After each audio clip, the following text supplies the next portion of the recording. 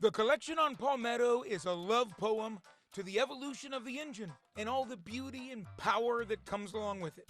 It's Marvin Feldman's collection, his passion, that was handed down from his father, figuratively and literally. My father died in 2000, and with negotiations with my brother, I ended up with the 2 Stanley steamers that he had.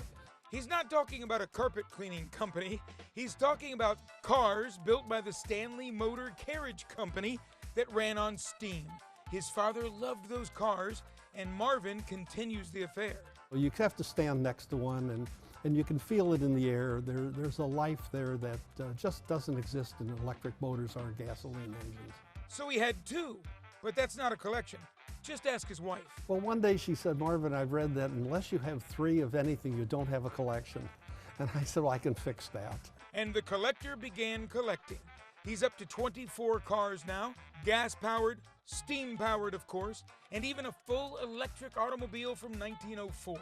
He loves the evolution of motors and engines, and he wanted his collection to tell that story. It's not really a random collection of cars here. The cars follow a theme, and as you came into the building, you started with the earliest automobiles and went around counterclockwise and ends up with the white Lamborghini here.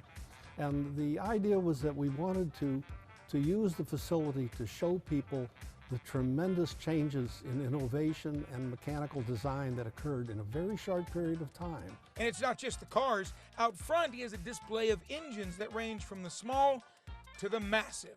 The collection sits on a beautiful piece of property, 5 acres here on Palmetto Street in Clearwater. Property's so beautiful, they decided to open it up for weddings and special events. But it wasn't built to be a museum.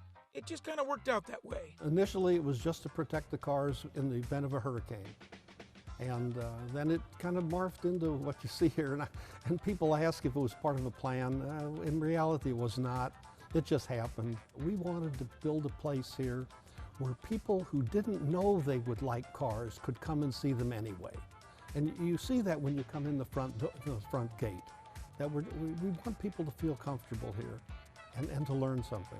One thing you'll learn from Marvin, the collection is never truly complete. I'm kind of saying we're out of room, but we keep our eye on the surrounding property, so you never know. Charlie Belcher, Fox 13 News.